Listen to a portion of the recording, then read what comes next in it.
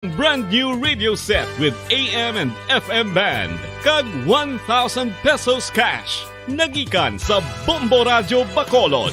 Ko si Anisito Delicano, taga Libertad Extension, Bacolod City. Nagbabaylo ko sang radyo nga ginatag sapon sang Action Radio kay nagaungot sa ilalang estasyon. Hindi ko kapamati sang iyasang bumbo, mga lapit naman sa katuig ni nga ginatag nila sakon. Amo na mo lang ni ang imo nga mamatian ang Action Radio lang. Amo ini nga radyo ang ginapangatag nila. Gindala ko di sa bumbo kay pabayluan ko sang iyasang bumbo nga radyo nga wala sa ungot sa isa lang ka estasyon. Kag manami kay bag-o, kag wala guba, may suga pa. Kag ang 1,000 nga ginatag sang bumbo, mapasalamat gid ko kay may nagbakal na kusudan. Sing una ga bindors ko ti kay ginkakasama kami sa Libertad, di way nako kan sa balay na lang ang akon bata ang mga nagasuporta sa akon. Ay bakal ko bulong ko may ano ko may apo ko kag taas akon sugar.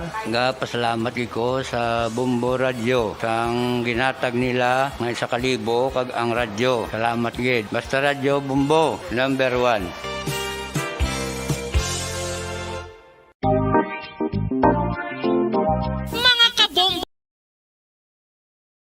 And Kabombo, we all would like to greet you.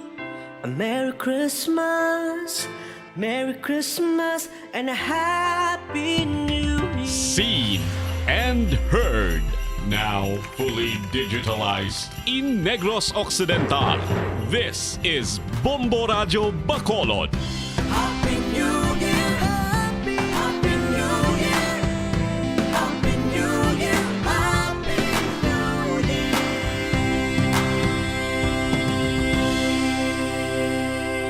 Basta Radio Bombo! Bombo Radio Bacolod. Number 1! Basta Radio Bombo! 8 minutos ang nabilin antes ang alas 7 saga. Welcome diri sa pagpangalaga sa Bombo Report Second Edition adlaw sa Biyernes petsa 14 sa bulan sa Enero sa mga tiga 2022.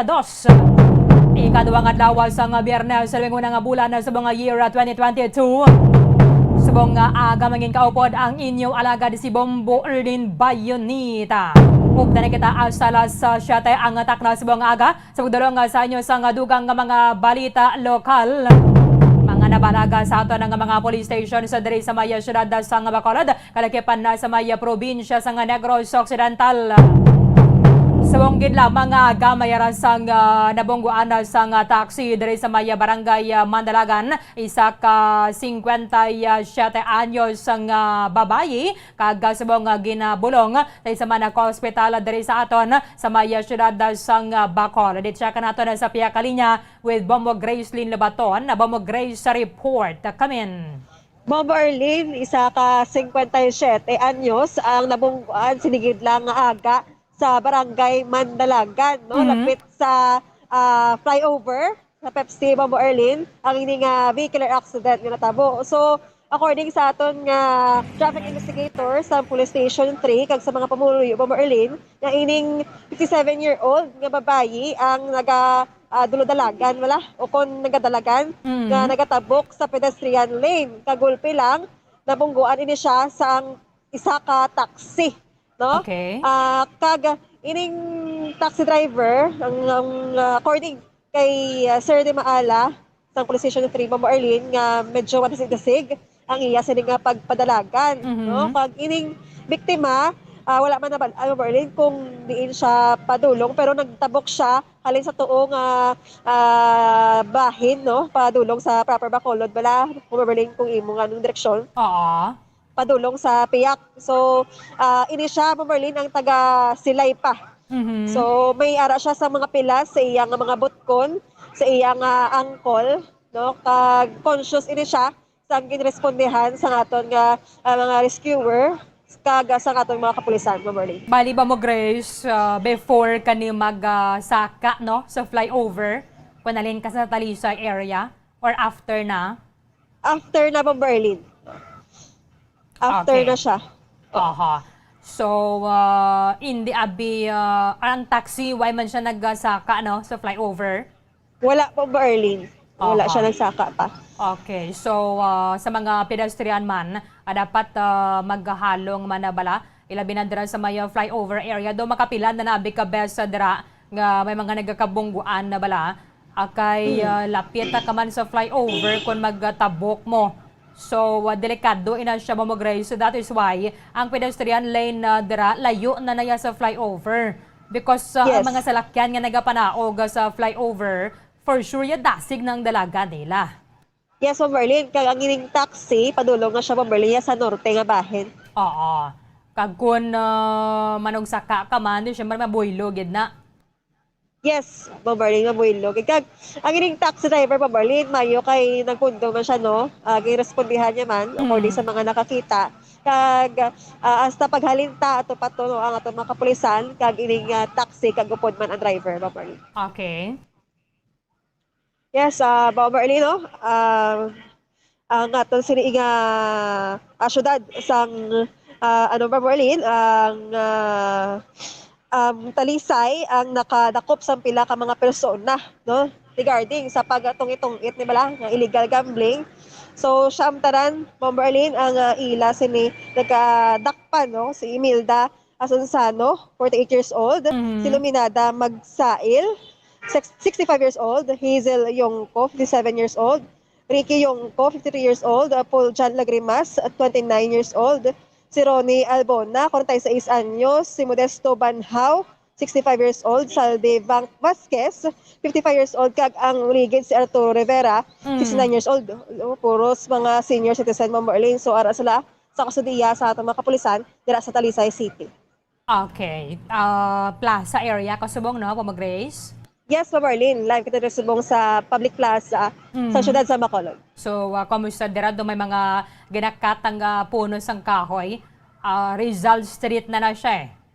Yes, Ma'am Marlene, kadamo diri sang mga kahoy nga gintang utod, no, Ma'am Marlene. Kay tuga pa ini sang bagyo. Isa di ka kahoy sa plaza, dako-dako gid Ma'am Marlene, natumba. So, sini lang gani, no, nga mga adlaw nag okay diri Ma'am Marlene kay gabalabag siya kung dulom ti mabunggo ka. So, gitangutod-utod na lang gid nila.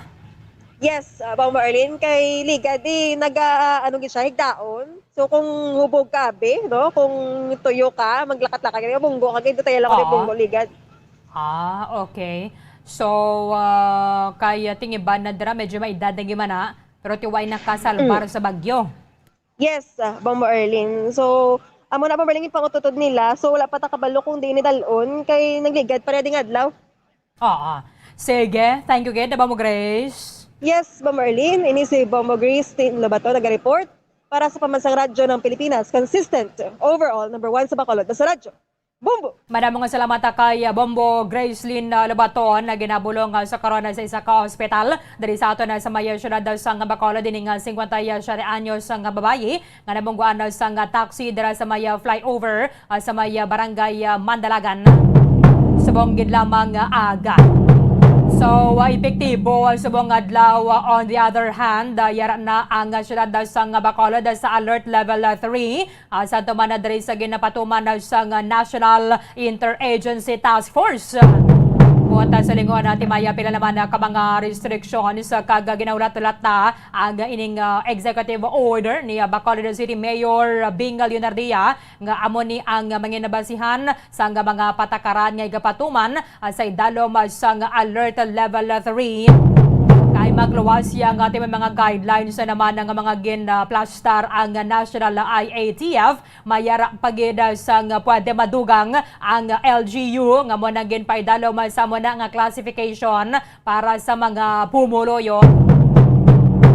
Kay ang ining mga indoor venue pwede sila maka-operate sa idalom sa 30% indoor capacity or capacity nila and exclusive lamang para sa mga fully vaccinated individuals. Impunto alas 7 na, yari na ang Bombo Network News. Golden Dome Awards. Bombo Network News. And the KBP Golden Dome for Best Radio Newscast Metro Manila goes to Bombo News, DWSM, Star FM, Bombo Radio. At ngayon, ang inyong tagapagbalita. Magandang umaga Pilipinas, sa anumang oras sa buong mundo, narito na ang Bombo Network News Morning Edition. Araw po ngayon ng Biyernes, Enero 14, 2022. Sa ulo ng ating mga balita. International news, si Prince Andrew tinanggalan na ng military titles at paggamit ng royal patronage na His Royal Highness. Sa ating iba pang balita, Quiapo Church mananatiling sarado ng hanggang Enero 26. Itong drive-thru vaccination naman sa Luneta magiging 24 hours na. Mamaya alamin naman natin ang kinakaharap na mga hamon ngayon ng RT-PCR swabbing centers sa gitna ng COVID-19 surge sa Metro Manila. Sa atin pong sports balitang, Japanese tennis star na si Naomi Osaka nanguna po sa highest earning female athletes ng Forbes na may kinikitang halos 3 billion pesos. Sa entertainment news naman, ang actress na si Winwin Marquez naka-isolate sa kanyang bahay. Todo naman ang panawagan sa publiko na sundin ang health protocols. At live nationwide via satellite mula sa Bombo News Center Makati, kami ang inyong tagapaghatid balita. Ako si Bombo Everly Rico. At ako naman si Bombo Gerald Biulep. At ngayon sa detalye ng ating mga balita. Posible umanong magsimula ng mag-peak itong daily coronavirus disease 2019 o COVID-19 sa National Capital Region. Ginawa ni Octa Fellow Dr. Guido David ang pahayag matapos maitala ng Department of Health o DOH itong record high na 34,021 na bagong kaso ng COVID sa bansa kahapon. At ngayon ay mayroon ng kabuang caseload na 3,092,409. Ayon kay David, ang daily growth rate ng moving average ay nasa 5% down at ito'y mula lamang sa dating 11%. Anya, ang reproduction number ay bumaba na rin sa 3.77 noong Enero a 10 habang ang reproduction number ay nasa 6.12 noong Enero a 3 po yan. Ang 7-day average naman sa National Capital Region ay nasa 16,599. Mula Enero a 7 hanggang a 13, lumalabas na ang daily new cases sa National Capital Region na nagpipik na sa ngayon. Pero hindi raw muna ito sigurado dahil mahalaga pa rin ang maanalisa ang mga data sa susunod na mga araw at ito ang magiging basehan ng trend ng COVID-19. Kahapon nang maitala ng Department of Health itong 34,021 na kaso at ito yung pinakamaraming COVID case na naitala mula nang magsimula itong pandemic noong Marso taong 2020. Ang dating highest daily case po dito sa bansa ay 33,169 po na naitalayan noong Enero a 10. Binawasan naman na ng Department of Health ang mga quarantine at isolation periods sa pasyente na fully vaccinated at maging ang kanilang mga close contacts. Sa ilalim ng bagong guidelines, ang mga asymptomatic at mayroong mild cases lamang ay binawasan ng 7 araw na lamang mula sa dating 10 araw basta sila ay fully vaccinated. Mayroong 10 araw naman para sa mga partially vaccinated at unvaccinated. Ang mga mayroong katamtaman na sintomas anuman ang kanilang vaccination status ay kailangan pa rin ng 10 araw na isolation.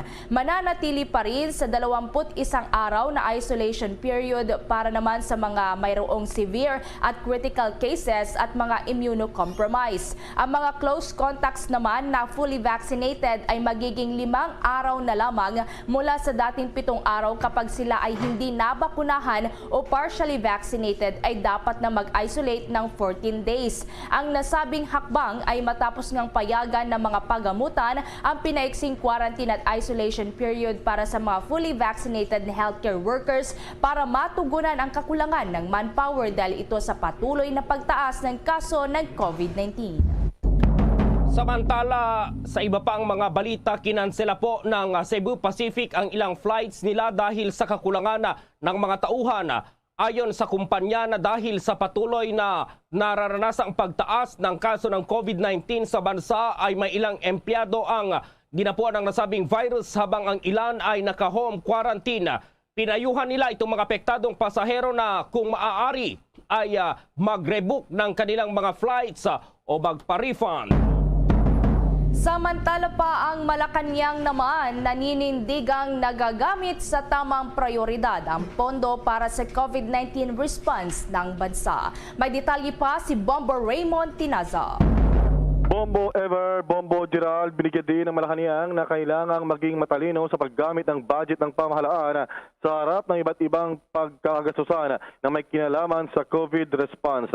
Ito ang iniyag ni Acting Presidential Spokesman Carlo Nograles sa gitna ng mga puna kaugnay sa kung bakit hindi magsagawa ng mass testing lalo't maraming kaso ng virus o COVID-19 ang araw-araw na itatala. Depensa ni Nograles, ang ginagawa ng gobyerno ay responsible testing, gayong hindi naman unli ang resources ng pamahalaan sa gitna ng maraming aspeto ng paglaban sa COVID-19. Ayon pa kay Nograles, most cost-effective pa rin ang pagbili ng bakuna dahil sa magitan nito ay mas maraming naiwasan na humantong sa severe at critical cases ng COVID-19 ang sinumang maturukan ng bakuna. Maliban dito ay nakita nila ang kailangan ang pagbili ng antiviral drugs habang mahalaga ang pagtiyak din na may augmentation sa manpower ng mga healthcare workers at matiyak na hindi rin kakapusin ang bed capacities kaya tuloy-tuloy ang pagdaragdag dito.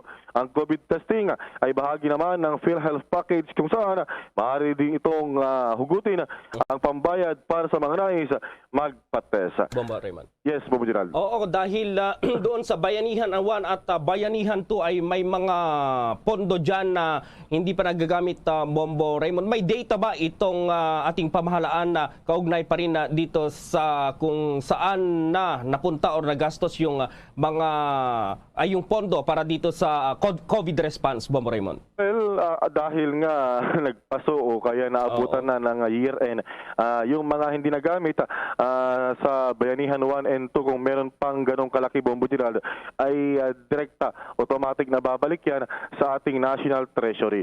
At yun din naman ay, kumbaga, inallocate na rin sa 2022 national budget. At unless na merong iba pa na nakatenga, pero maaari namang maglabas ng otorisasyon si Pangulo Duterte na kumbaga i-divert yung naturang pondo para magamit sa iba pang COVID response, Bombo Gerald. Oo, Bombo Raymond, kumusta pala yung pagpupulong kahapon ng Interagency Task Force kaugnay pa rin dito sa inaasahang mga alert level dito sa iba't ibang bahagi ng ating bansa, Bombo Raymond? Well, tama ka dyan. Natapos kahapon at sinabi ng Secretary Nograles ay wala naman daw breaking. Kumbaga, ngayong araw, alas 12 ng tanghali, ay meron siyang regular briefing. So doon na lamang i-anunsyo daw yung mga bagong resolusyon at mga bagong ipapairal sa COVID response, particular kung merong mga pagbabago sa alert level system o alert level, lalo na sa Metro Manila na kumbaga ay center point, kumparin ikang epicenter ng COVID-19 dahil sa Omicron variant, Bombo Gerald. So sabi, wala naman daw breaking.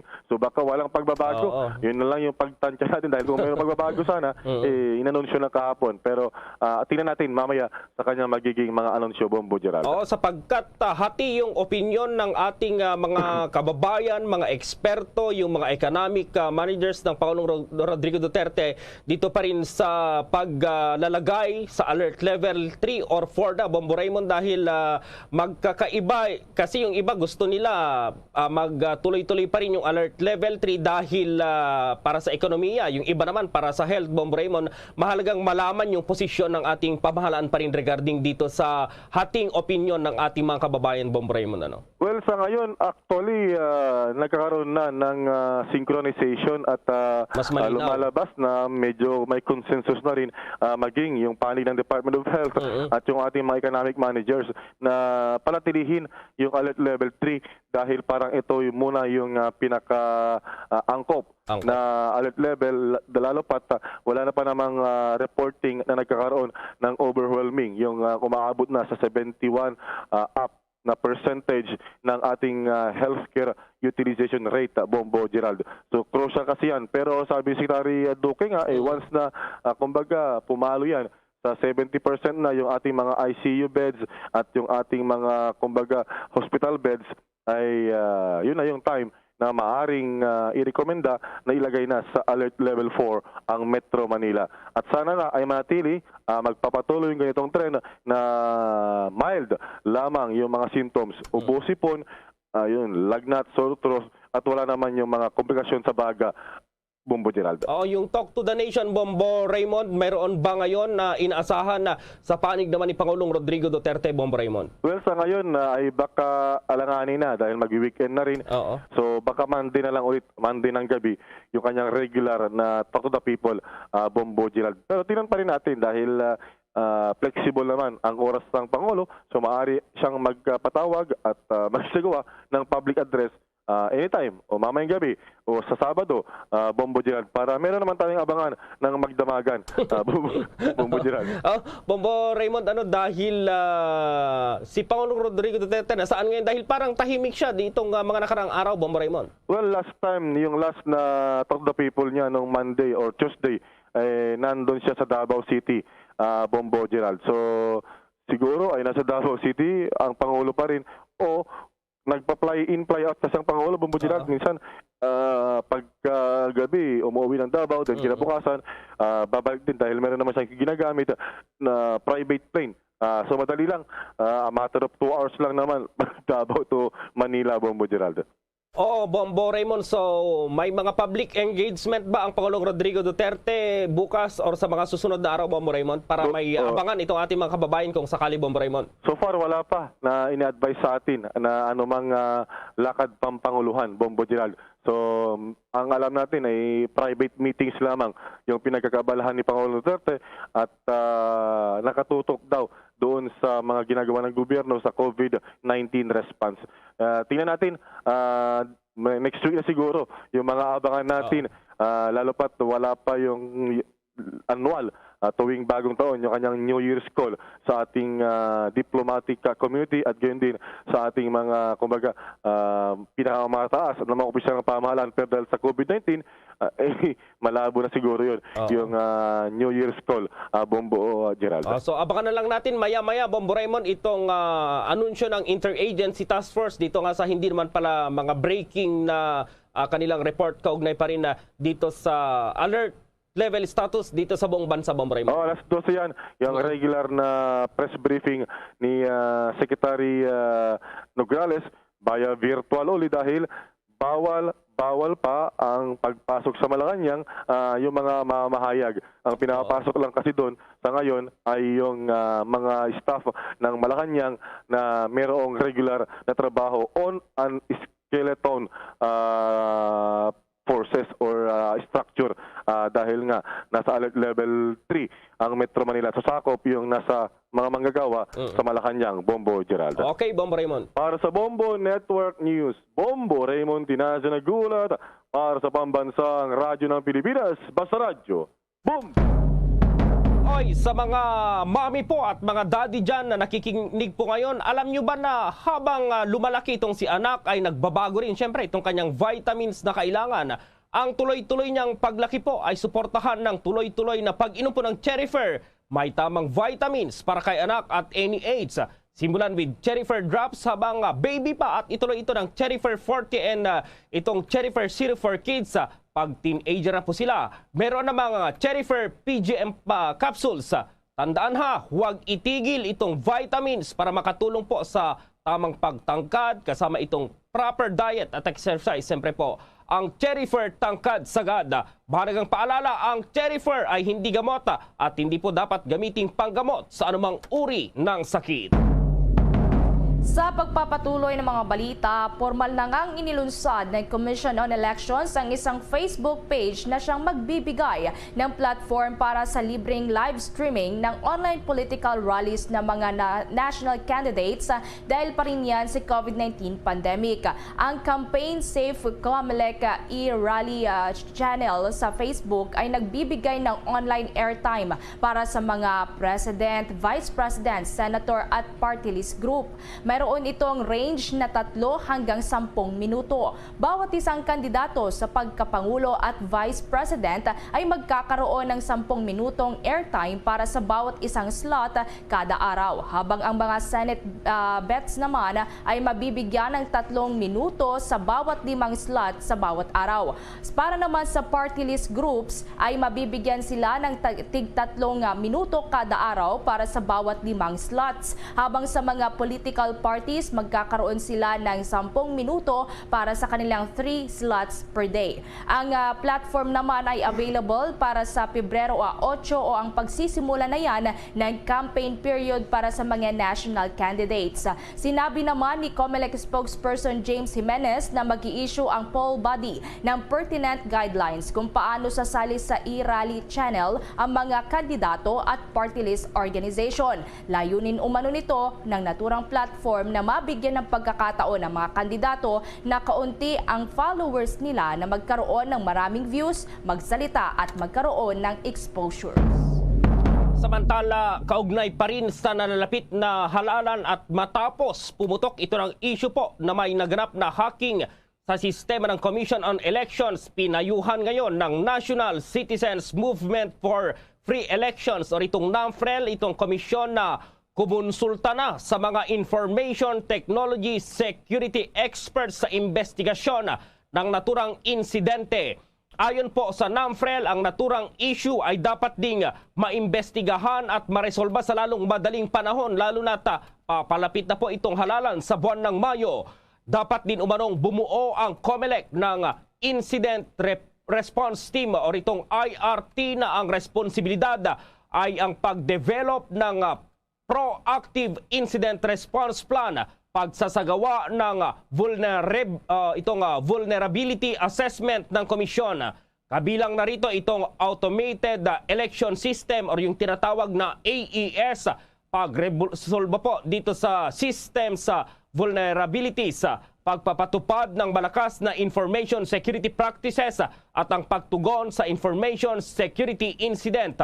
Ang AES ay itong mission critical system at anumang reported incident ng hacking dito ay dapat agad matugunan. Isa rin umano sa dapat tugunan ng incident response team ay ang pag-develop ng quick response communication plan na siyang tututok sa mga insidente gaya po nung 7-hour data outage na nangyari po noong 2019 elections at ang napaulat nga kamakailan na mayroon palang nangyaring hacking.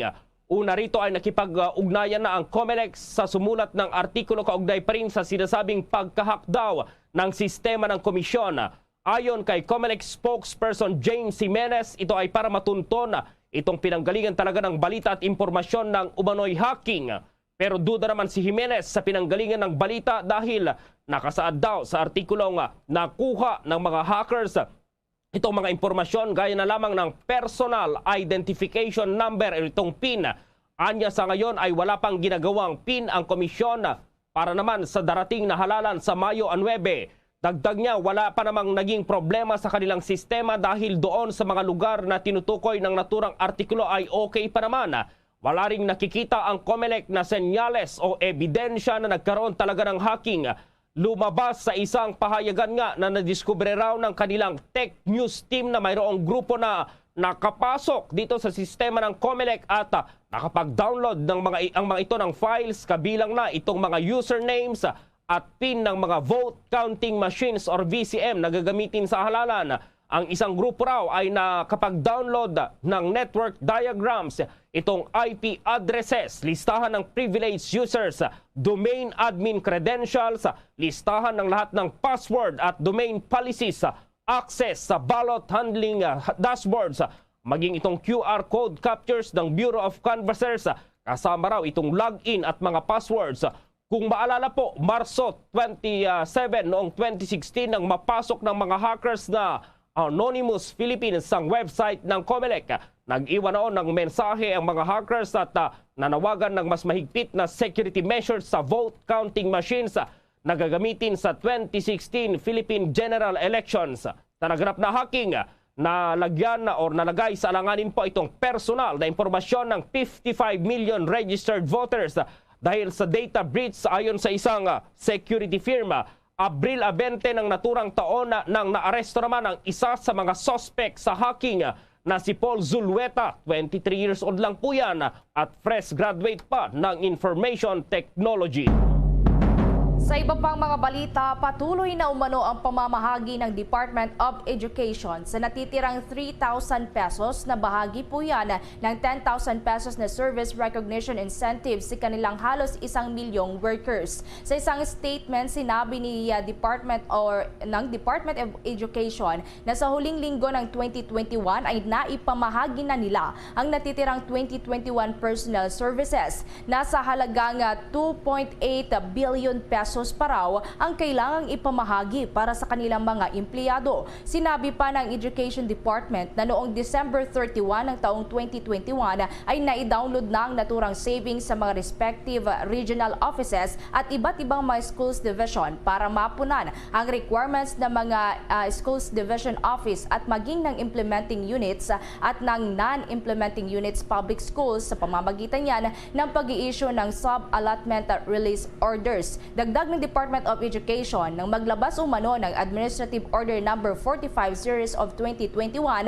ay agad nilang inasikaso ang initial polling ng estimated na 2021 na savings para sa 10,000 pesos na SRI na may kabuang halagang mahigit 9.5 billion pesos. Inatasan din umano ng kagawaran ang kanilang operating units na isumite ang kanilang tinatayang 2021 savings at nakatakda pa sila na nakakuha pa sila ng humigit kumulang sa 7 billion pesos. Sapat na umano ito para mabayaran ang uniform rate na 7,000 pesos sa kanilang mahigit 900,000 na teaching at non-teaching employees na kwalipikado na makatanggap ng naturang savings. Mas mataas ito sa SRI noong 2020 na 6,190 pesos kada empleyado. Naibigay na raw ang 7,000 pesos sa kada empleyado sa 2021 Christmas season sa tulong at suporta na rin ng DBM na siyang tumulong na mag-facilitate na ilabas ang cash allocations. Kaugnay niyan, ang Department of Education naman dumipensa sa kawalan ng national standard ng health break at mga regional officials binigyan ng dagdag na kapangyarihan para magpasya sa biglaang break dahil pa rin dito sa COVID surge. At may buong detalye si Bombo Dennis Samito. Hindi na umano kinakailangan pa ng standard mula sa national level ng pagdideklara ng academic break o kaya naman ay health break para sa mga paaralan, para sa mga estudyante at iba pang stakeholders kaugnay sa kinakaharap natin na panibagong paglobo ng kaso ng COVID-19. Ayon sa Department of Education, binigyan na ng karapatan o kapangyarihan yung mga regional offices para sila ang magpasya sapagkat sila ang higit na nakakabatid ng sitwasyon sa kanilang mga nasasakupan. Kung national level kasi ang maglalabas ng anunsyo ay mauobliga kahit ang mga lugar na hindi naman mataas ang kaso na magkaroon ng kaparehong patakaran kung saan ay hindi papasok ang mga estudyante. Pero kung sa local level ay ma-assess umano ng mga schools division officials ang kanilang dapat na gawin. Sa memorandum nga na nilagdaan ng mga opisyal ng DepEd, sinabi ni Undersecretary for Curriculum and Instruction Diosdado San Antonio na may mga saklaw na kapangyarihan ang mga nasa regional level upang sila ang magdeklara ng class suspension kung kinakailangan at kung gaano ito tatagal. May mga inisyal na pahayag na dapat ay hindi lalagpas ng 2 linggo, ngunit depende umano kung ang sitwasyon ay mas malala kaysa sa inaasahan at maaari naman itong palawigin. Maaari din magpatupad ng ibang mga diskarte na hindi umiiral sa isang rehiyon ngunit ginagawa sa iba pang panig ng ating bansa. Ang mga pribadong paaralan naman ay maaaring magpatupad ng mga kahalintulad na direktiba na nakapattern sa DepEd o kaya naman ay sarili nilang pamamaraan na mas magiging epektibo para sa pag-iwas ng kanilang mga tauhan at ng kanilang mga estudyante sa nakakahawa na COVID-19, lalo na at umiiral pa rin ang Omicron. Una na rin itong inalmahan ng ilang mga grupo dahil nga sa hindi handa raw ang DepEd. Pero may mga nagsasabi na kulang ang 2 linggo lamang na academic break dahil na rin sa concern sa kalagayan ng mga guro na malawak ang ginagampanan sa ganitong panahon. So, Bombo Dennis, mga nasa bola ngayon ng mga regional offices kung magsususpindi sila ng itong break para dito sa kanilang mga guro, Bombo Dennis, kung mayroong surge sa kanilang lugar talaga ng COVID-19, Bombo Dennis. Tama yan, Bombo Gerald, sapagkat sila yung mismong nakakakita ng sitwasyon doon sa kanilang nasasaklawan at mahirap kasi kung nakapattern lamang na direktiba galing sa IATF na iisa lamang na pamamaraan yung pwedeng gawin. Tigil, hindi titigil. So dapat sa kanila may mga power sila makapag-rekomenda at makapag-implementa ng angko para doon sa kanilang mga nasasaklaw na lugar. Oo, Bombo Dennis. Pero yung mga teachers ba or yung kanilang mga head, yung mga doon sa kanilang division ay okay ba sa kanila na talagang magkaroon ng break itong kanilang mga guro dahil baka maapektuhan naman yung calendar year na binubuo kada taon na ilang days siya na, Bombo Dennis, hindi kayo maapektuhan naman? Well, kung ang concern ay tungkol sa kalusugan, syempre, Bombo Gerald, priority ang buhay at kaligtasan ng mga tao. Kaysa naman isakripisyo, pwede naman itong bawiin sa ibang pamamaraan, lalo na kung online class at merong mga modules naman na ginagamit, manatili muna doon sa ganong diskarte at iwasan muna yung mga face-to-face at mga kalintulad na pwedeng maging panibagong sanhi ng hawaan. Dahil kapag nalagay sa alanganin, malaking bilang din kasi, Bombo Gerald, ng mga guro natin ang tinatamaan na rin ng naturang sakit. Kaya ito yung iniiwas ng DepEd na lumala pa ang sitwasyon. Kasi kahit mag-resume na, i-order ang resumption ng face-to-face classes, pero kung yung mga guro mismo ay natamaan na ng COVID, ay wala silang kakayahan na magagawa pa ito. So alanganin pa rin. Kaya kinakailangan, ngayon pa lang, syempre sabi nga niyan, bago tumama yung problema, dapat ay may mga preparasyon, may mga paghahanda na kasama na yung mga plano doon sa regional level sa Bombo Gerald. Oo, yung survey na sa 55.3% yung mga nakakaranas ng sintomas, Bombo Dennis, at kung ipagpapatuloy nila yung face-to-face classes, itong in-person classes, yung may mga sintomas na yan, delikado, may bantayan dito sa kanilang mga estudyante kung sakali, Bombo Dennis, na mahawaan nila dahil may mga mild symptoms, baka mamaya positibo sa COVID-19, Bombo Dennis. So delikado rin kapag talagang ipilit, Bombo Dennis. Oo, tama yan. At saka hindi na nga yun basta na-detect yung Omicron Tama. Bombo Gerald.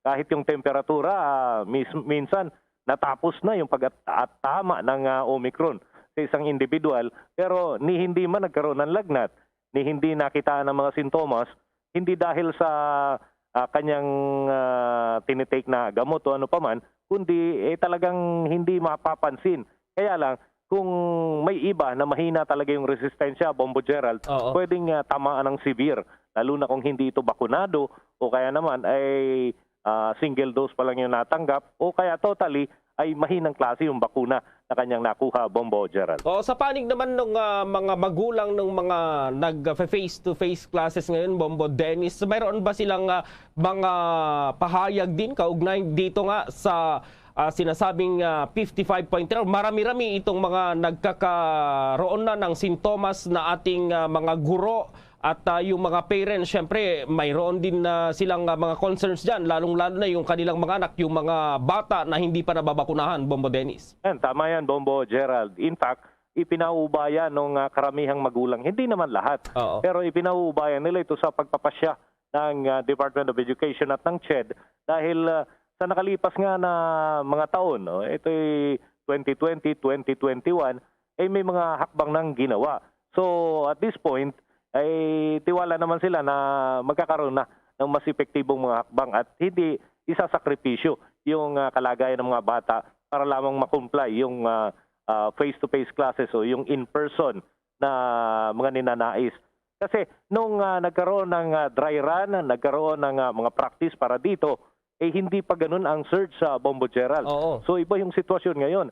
Hindi ito yung katulad nung last quarter ng 2021 na pwedeng paghiwa-hiwalayin lang yung mga bata o kaya naman ay maglagay lang ng mga barrier Ngayon hindi na dahil yung hawaan ngayon ay grabe. Sobra.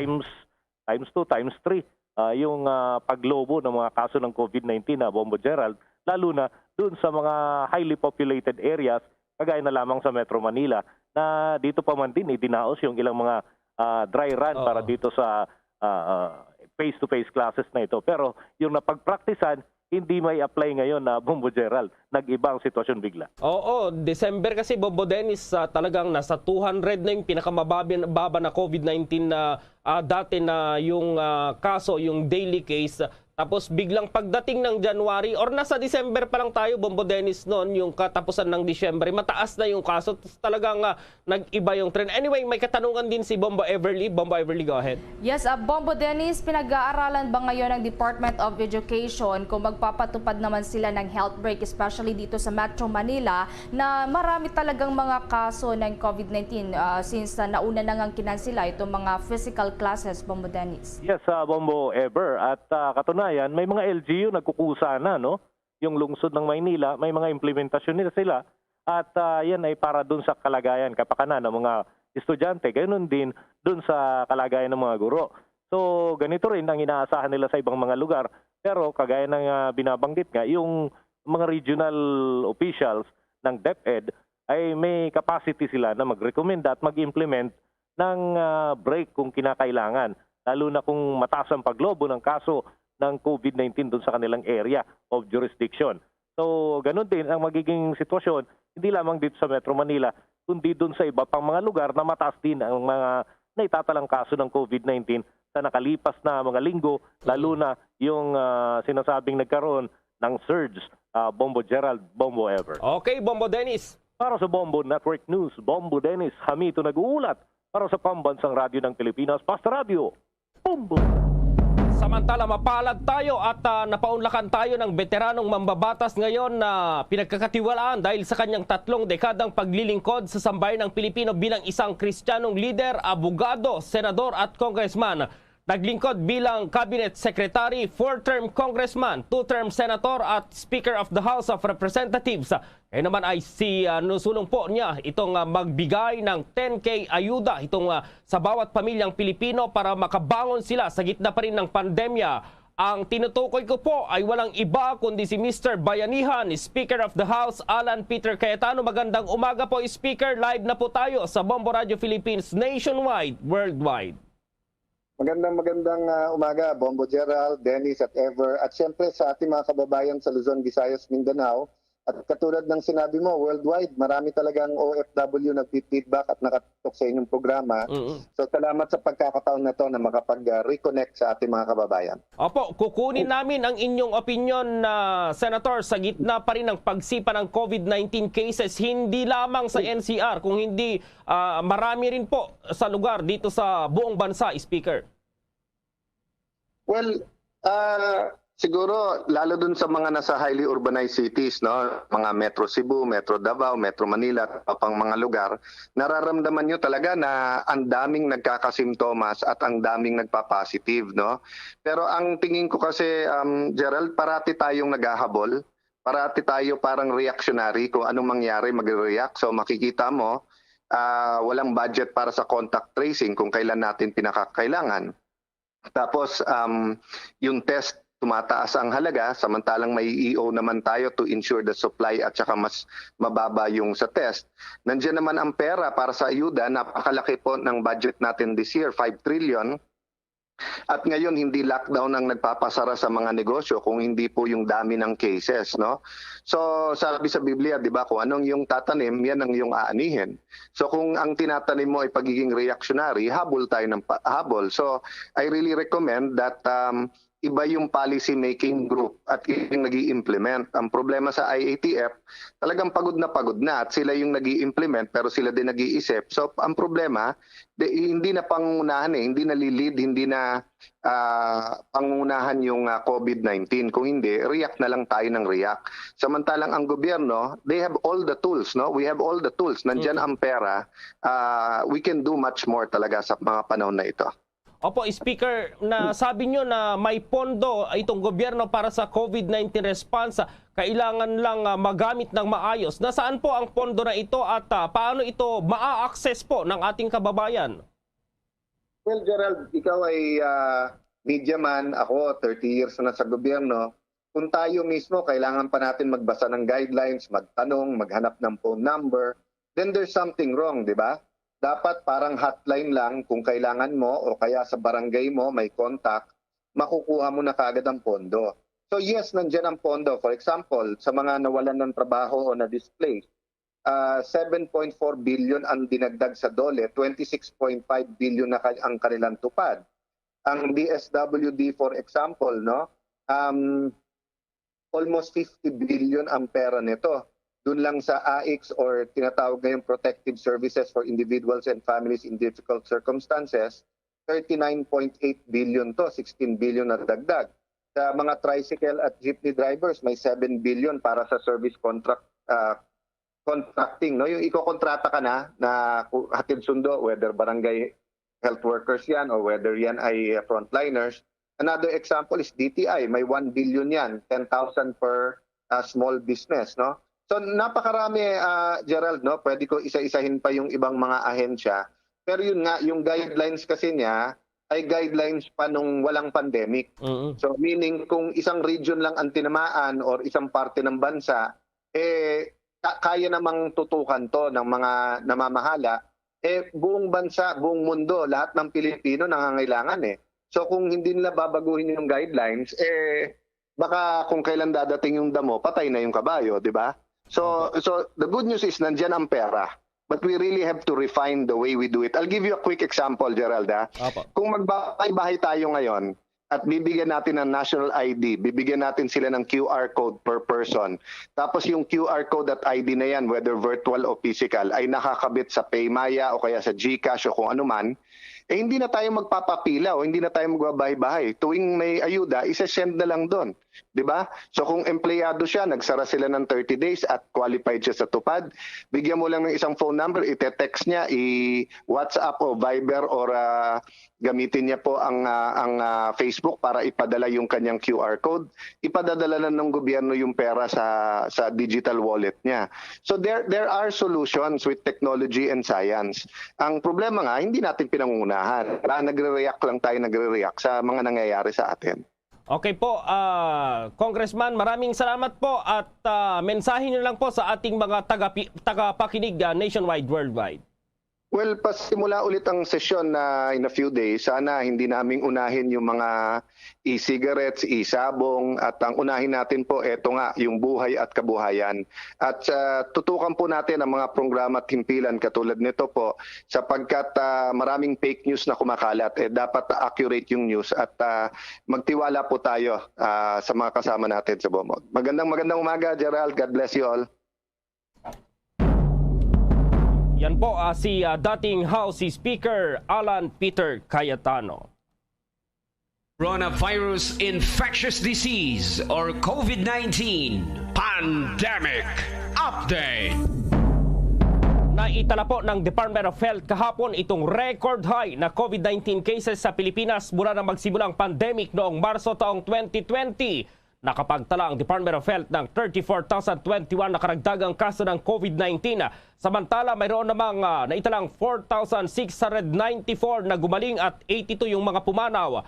Sa kabuong bilang po ng mga naitalang kaso sa bansa, 7.7% ang aktibong kaso, katumbas ng mahigit 237,000, 90.6%. Itong mga gumaling katumbas ng 2.8 million mahigit at 1.71% naman. Itong mga namatay katumbas ng 52,736. Sa pinakahuling ulat ng mga laboratorio ay operational naman noong Enero 11 habang 7 naman itong mga laboratoryong hindi nakapagsumite ng datos sa COVID-19 Document Repository System. Base sa data sa nakaraang 14 na araw, ang kontribusyon ng 7 laboratorio na ito ay humigit kumulang 5.0% sa lahat ng samples na na-test at 6.6 naman sa lahat ng positibong mga individual. Pinaalalahanan ng lahat na huwag maging kampante sa banta ng COVID-19 bagkus Dapat natin ipagpatuloy ang tamang pagsunod sa minimum public health standards at laging magsuot ng face mask, mag-physical distancing at maghugas ng kamay. Sa oras po na magkaramdam naman ng sintomas ay agad na mag-isolate at mag-test. Tandaan ang right test at the right time. Agad na mga magpabakuna upang makakuha pa ng dagdag na proteksyon laban pa rin sa COVID-19. Bombo International News. Tinanggalan na ng military titles at paggamit ng royal patronage na His Royal Highness ang 61 anyos na Duke of York na si Prince Andrew. Kinumpirma ito ng Buckingham Palace kaugnay pa rin ang kinakaharap ni Prince Andrew na civil case hinggil sa sexual assault allegations laban sa kanya na miriin naman nitong itinatanggi. Lahat ng ginagampanan ni Prince Andrew ay ibabalik kay Queen Elizabeth at muling itatalaga ito sa ibang mga miyembro ng royal family. Kabilang sa mga matatanggal ang 8 British military titles ni Prince Andrew. Kabilang dyan ang titulong Colonel of Grenadier Guards na isa sa mga senior infantry regiments sa British Army. Honorary Air Commodore ng Royal Air Force Lossiemouth. Ang Colonel-in-Chief of Royal Irish Regiment, Colonel-in-Chief of Small Arms School Corps, ang Colonel-in-Chief of Royal Lancers, Colonel-in-Chief of Yorkshire Regiment, Colonel-in-Chief of Small Arm School Corps. Kabilang na rin dyan ang Commodore-in-Chief of Fleet Air Arm, ang kanyang titulo bilang Royal Colonel of Royal Highland Fusiliers, Royal Colonel of Royal Regiment of Scotland. Ang iba pa ditong mga military appointments naman ay pansamantalang suspendido. Aalisin na rin ng ilang overseas honorary roles ni Prince Andrew, kabilang dyan ang Colonel-in-Chief of Royal Highland Fusiliers of Canada, Colonel-in-Chief of Royal New Zealand Army Logistic Regiment, ang Colonel-in-Chief of Princess Louis Fusiliers of Canada, at Colonel-in-Chief of Queen's York Rangers. Sa kabila nito, mananatili naman sa serbisyo bilang Vice Admiral ng Navy si Prince Andrew. Gaya din ni na Prince Harry at Meghan, mananatili pa rin ang royal title nito na His Royal Highness, subalit hindi ito gagamitin sa anumang official capacity.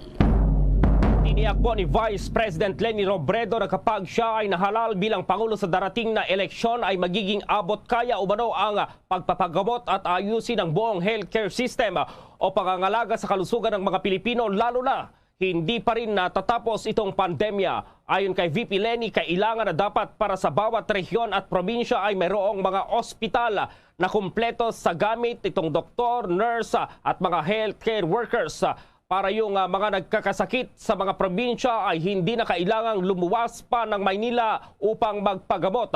Hindi lang daw ito plano o pangako dahil ngayon pa lamang mabilis na ang nagiging pagtugon ni VP Leni sa muling pagtaas ng bilang po ng nakakasakit ng COVID-19.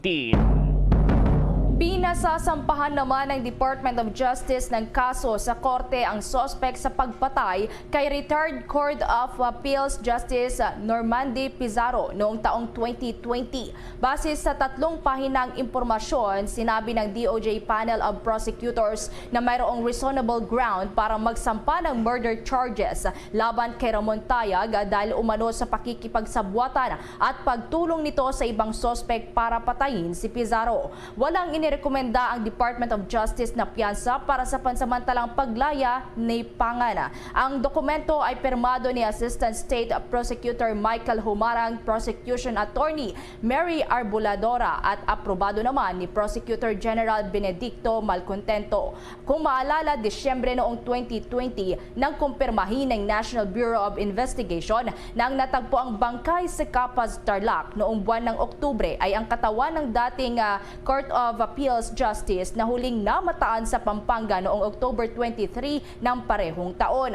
Unang ang natagpuan na abandonado ang kanyang sasakyan sa San Simon na mayroong traces ng dugo noong October 30 habang ang kanyang katawan naman ay natagpuang wala ng mga daliri. Ayon sa state prosecution, gumamit daw ang suspect ng motor vehicle sa kabinaril si Pizarro. Tinamaan daw si Pizarro sa ulo na siyang naging dahilan ng kanyang kamatayan. Isinakay din ng suspect ang katawan ng justice at saka itinapon kasama ang mga mapang insultong mga salita na nakasulat sa papel na inilagay sa kanyang bangkay. Samantala po ang Quiapo Church mananatiling sarado ng hanggang Enero 26. Itong drive-thru vaccination sa Luneta naman magiging 24 hours na daw. At manitalya si Bombo Jovino Galang. Pinalawig ng Minor Basilica of the Black Nazarene o Quiapo Church ang kanilang pagsasara ng hanggang January 26 dahil sa patuloy na pagtaas ng kaso ng COVID-19 sa Metro Manila. Sinabi ni Monsignor Hernando Coronel, ang rector at parish priest ng Quiapo Church, na ang hakbang ay para mapababa ang kaso ng COVID-19. Dagdag pa nito na ang organizational at ibang mga church-related activities ay pansamantalang suspendito. Habang nakasaraan niya ay doon isasagawa ang disinfection at paglilinis sa loob at labas ng simbahan. Pinayuhan din dito ang mga parokyano na makinig lamang sa mga online mass na kanilang ipopost sa kanilang social media. Nauna nang isinara ang simbahan mula Enero 3 hanggang 6 at ito ay pinalawig pa. Samantala, dahil sa maraming tumangkilik sa drive-thru vaccination at booster, ay pinahaba ng lungsod ng Maynila ang oras ng kanilang drive-thru vaccination sa Luneta Grandstand. Gagawin na lamang itong 24 hours na nagsimula kaninang hating gabi. Isasagawa ang 24 hours drive-thru booster vaccination sa Quirino Grandstand sa Ermita, Maynila. Tanging mga four-wheeled na sasakyan ang maaring magpabakuna kung saan mayroong maximum na 5 pasahero lamang ang tuturukan. Bukas din ang nasabing bakunahan kahit hindi residente ng lungsod at pinayuhin nila ang mga magpapabooster na dalhin ang kanilang vaccination cards. Nag-uulat para sa Pambansang Radyo ng Pilipinas, Bombo Jovino Galang, Basta Radyo Bombo! Mamaya po abangan itong mga kinaharap na mga hamon ng mga RT-PCR swabbing center sa gitna ng COVID-19 surge sa Metro Manila. Sa ating namang international news, ang South Korea naman magiging unang bansa sa Asia na gagamit daw ng COVID-19 pill. At sa ating sports balita, itong Japanese tennis star na si Osaka ay nanguna po sa highest earning female athletes ng Forbes. Mayroon po yung kinitang halos 3 billion pesos. At sa ating entertainment news naman, aktres na si Winwin Marquez naka-isolate sa kanyang bahay at todo po yung kanyang panawagan sa publiko na sundin itong health protocols. Ang detalye ng mga balitang yan, abangan! Guys, it's me, Donnie. Wacko Donnie. Huwag niyo na tanong kung bakit. Basta try niyo na ang Dunkin' Wacko Bucket. That's 15 Choco Wacko Munchkins with 10 premium and 15 classic munchkins for $3.49. At may dozen classics with mini Wacko Bucket din for $2.99. Wacko sa Choco Wacko? Mag Dunkin' Wacko Bucket like me. Wacko Donnie, Dunkin' Donnie. See posters for details. Promo runs from December 28 to January 31, 2022. Per DTI Fair Trade Permit Number FTEB 131128 Series of 2021. At ngayon, sa pagpapatuloy ng iba pang pangunahing mga balita. Ipinahayag ni three-term Senator at Deputy Speaker Loren Ligarda ang pagpapalakas ng suporta sa mga Sustainable Livelihood Program upang matulungan ang mga magsasaka at mangingisda na naapektuhan ng bagyong Odette. Una nang sinabi ni Department of Agriculture Disaster Risk Reduction and Management Operations Center, humigit kumulang 11.1 billion pesos ang agricultural damage na naidulot ng bagyo. Dahil dito, binigyang diin ni Ligarda na kailangan pa ring mapalakas ang suporta sa sektor ng agrikultura sa pamamagitan ng convergence of government programs. Anya, ang mga magsasaka at mangingisda ang siyang backbone ng ating ekonomiya. Dahil kung wala sila, hindi raw natin makakayang maiahon ang bansa. Samantala sa mga sandaling ito, alamin na natin yung sitwasyon dito pa rin sa sinasabing hamon ng mga RT-PCR test swabbing center sa gitna pa rin ng COVID-19 surge dito pa rin sa Metro Manila. At may live report si Bombo Elmar Acol. That's right, Bombo Gerald, Bombo Everly. Dito tayo ngayon sa isa sa pinakamalaking swabbing center sa lungsod ng Pasay. Ito yung The Lord's Grace Medical Clinic. Sa panahon ngayon ng surge ng Omicron variant, ay kailangan talaga sa laban itong mga swabbing centers. Hindi lamang yung surge ng COVID, kundi surge din ng mga tao ang bumubuhos sa mga swabbing center. Itong likod ko rito, isang swabbing center, Bombo Gerald, In fact, mga OFW, marami rin nagpupunta dito. Makikita nyo rin, may Philippine Airlines, may Chinese character. So, itong lugar na ito ay talagang sikat at kilala rin dito sa mga swabbing center. At dito ay malalaman natin kung ano yung mga hamon na kinakaharap ng ating mga swabbing center sapagkat sabi nila, napakabagal ng turnaround. Minsan sabi nila, inabot ng 3 araw bago magpaswab ka. Kasama natin si Dr. Angelo Labay. Siya yung pre-analytical section head ng laboratorio. Ang laboratorio nila, molecular, sa harap ko, 3 yan. At siya rin yung company physician dito, Dr. Labay sa Bombo Radio Philippines Nationwide Worldwide. Good morning sa iyo, Doc Angelo. Napakaaga natin. Ikaw din, good morning sa iyo. Magandang umaga, Bombo Elmar. Nagpapasalamat ako for having me here. Okay, Doc, assessment mo. Ngayong may Omicron, nung Delta surge, ikumpara mo, paano yung average ng sinaswab nyo rito? Okay. Actually, ngayong surge na Omicron, naka-overwhelming siya. Based sa data namin mula nung January 4, nagkakaroon kami ng halos 3,000 specimens a day na pumapasok mula January 4. So more on the overwhelming factor versus the Delta variant surge before. Okay, Doc, nung Delta variant, ilan ba ang nasuswab nyo? At ngayong pumasok yung after ng holiday ng New Year? I-compare mo, kumpara ngayon. Nung before sa Delta variant, ang rough estimate namin was 1,500 a day. So tamang-tama lang siya. Right now, itong Omicron is lumalagpas kami ng 2,000 a day mula nung nagsimula yung surge natin nitong January. Wow. Anong napansin mo dito, Doc? Yung mga nagpo-positibo, ang sabi mo sa kanina, mic tayo kanina, sabi mo, umaabot ng 47.6 positivity rate. Ibig sabihin, record-breaking ito, mga kabobo Star Nation. Ngayon lamang nangyari mula nang itayo ang mga laboratorio, mula nang itayo ang mga RT-PCR test, na umabot sa 47.6%. Yung tinatawag na positivity rate. Anong ibig sabihin ito? Actually, yung positivity rate natin na 47.6%, imagine mo na lang sa isang kwarto o sa isang classroom, sa isang examination session, sa 10 tao na nasa loob ng kwarto na yon, 5 halos ang positive. And yung 5 tao na yon, posible nilang mahawaan yung natitirang 5 pa sa loob ng isang kwarto na yon. So ganun katindi ha. Okay, bago tayo magpatuloy pa, anong kinikater nyo pala dito? Dito sa Lord's Grace, na mga walk-in ba to, Doc? Yung mga patients dito, kinikater naman natin halos lahat, from emergency use or for medical purposes na RT-PCR testing hanggang sa pag-flight, requirements for flight. So may mga partner tayo na mga institutions na kung saan accredited tayo, na kung saan yung resulta na nilalabas natin, ina-acknowledge nila. Dr. Labay, malaking debate ngayon ang mga iba't ibang sektor. Dapat daw libre mass testing yung RT-PCR test at may antigen pa. Bakit ganun kamahal? Yung mga karaniwang tao hindi kaya yung RT-PCR. Una-una, magkano pricing nyo at bakit ganun kamahal? Okay.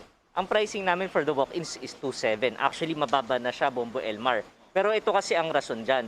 Sa mga private laboratories kasi, of course, may mga private suppliers yan, na kung saan yung ibang materialis natin, if not all, mga nanggagaling sa ibang bansa. So may mga importation fee. Tapos isa pang i-consider natin, sa panahon ngayon, ang taas ng demand.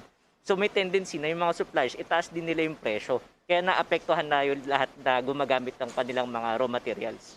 Okay, Bombo Gerald, baka may tanong ka kay Dr. Angelo Labay. Bombo Gerald. Yes, Doc. Good morning. Yung katanungan ko lang, hindi ba pwedeng mag-produce or yung Pilipinas mismo yung gumawa ng mga pag-test na yan para hindi masyadong mahal dahil sinabi mo kanina ay ini-import galing pa sa ibang bansa, Doc? Actually, when it comes sa raw materials, na ginagamit natin for testing, pwede naman, kakayanin naman yun. However kasi, due to the overwhelming demand, I think hindi kakayanin ng production, kumbaga. Although it's possible, it's a good idea. Pero right now, kailangan kasi natin ng for immediate consumption na raw materials. Yes, okay, Doc, maraming salamat po. Apo, maraming salamat po. Okay, Bombo Gerald. Okay. Okay na Bombo Elmar. Isang punto na lamang, doon sa nais magpa-swab, anong inyong dito? Pagtanggap nyo, walk-in ba, hindi na online at magkano muli? Sa mga gusto po na magpa-swab dito sa aming laboratory, pwede po kayong pumunta dito through walk-in, first come first serve basis. Gusto ko lang po sana maunawaan ng ating mga kababayan na itong pagtaas ng cases ngayon, lahat halos ng laboratories nagkakaroon ng paghihirap dahil nababawasan ng manpower natin, naapektuhan din kami ng surge na to.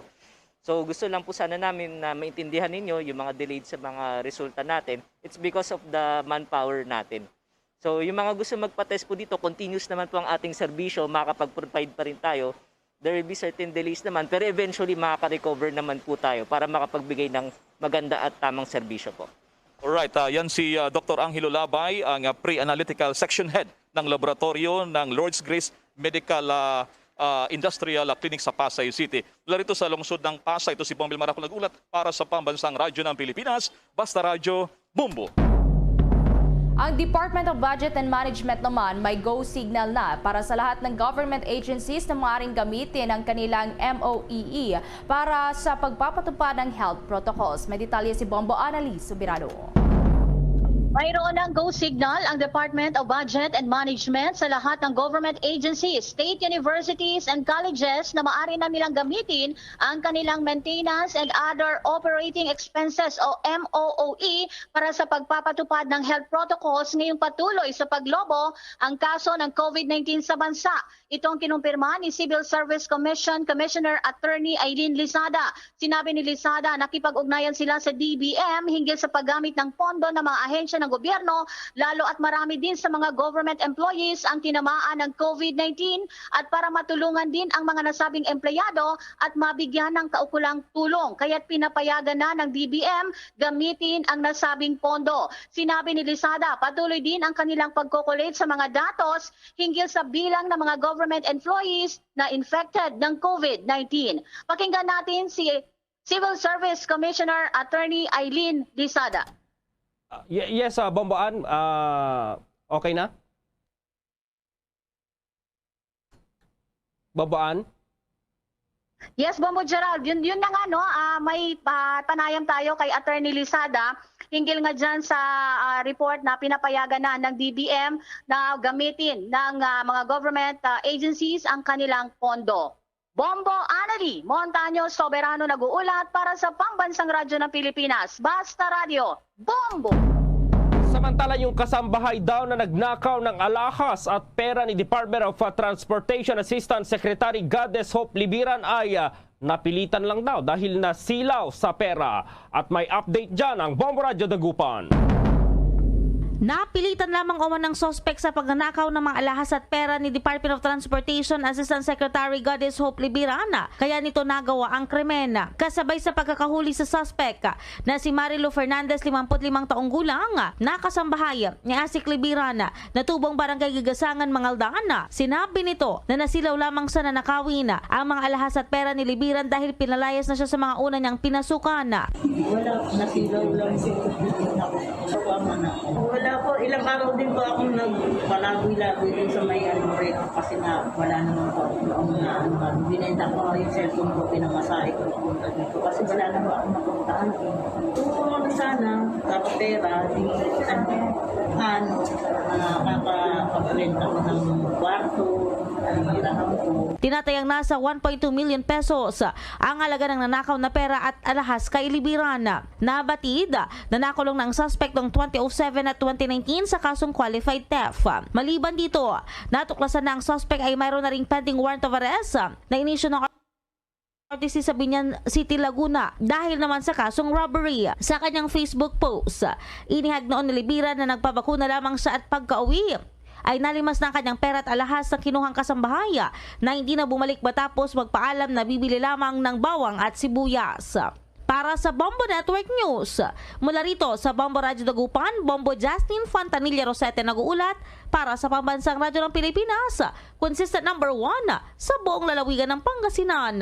Basta Radyo, Bombo! Bombo Foreign Exchange Update.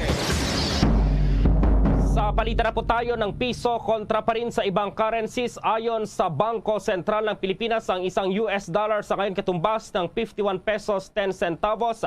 Itong Singaporean dollar, 37 pesos 97 centavos. Ang Hong Kong dollar, 6 pesos 55 centavos. Ang euro, 58 pesos at 48 centavos. Habang ang Saudi Arabian rial ay 13 pesos at 61 centavos. The Bombo Foreign Exchange Rate Update is brought to you by Queen City Development Bank. Samantala dahil po sa kinaharap ng buong mundo ang COVID-19 pandemic, samahan niyo po kami sa isang panalangin. Narito ang Orasyo Imperata. Merciful and compassionate Father, we come to you in our need to seek your protection against the COVID-19 virus that has disturbed and even claimed lives. We ask you now to look upon us with love and by your healing hand, dispel the fear and sickness and death, restore our hope and strengthen our faith. We pray that you guide the people tasked to find cures for this disease and to stem its transmission. We thank you for the vaccines developed made possible by your guiding hands. Bless our efforts to use these vaccines to end the pandemic in our country. We pray for our health workers that they may minister to the sick with competence and compassion. Grant them health in mind and body, strength in their commitment, protection from the disease. We pray for those afflicted. May they be restored to health. Protect those who care for them. Grant eternal rest to those who have died. Give us a grace in these trying times to work for the good of all and to help those in need. May our concern and compassion for each other see us through this crisis and lead us to conversion and holiness. Grant all these through our Lord Jesus Christ, your Son, who lives and reigns with you in the unity of the Holy Spirit, God, forever and ever. Amen. Amen. Luzon, Visayas at Mindanao maging sa buong mundo, yan ang kabuuan ng Bombo Network News Morning Edition.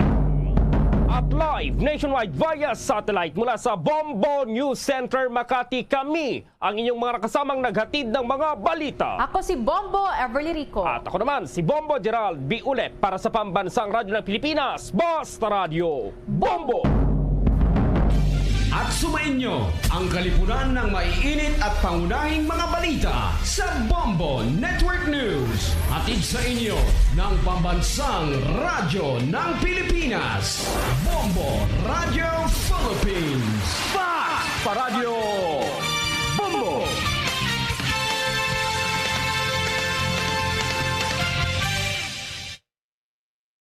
To All Star Nation and Kabombo, we all would like to greet you.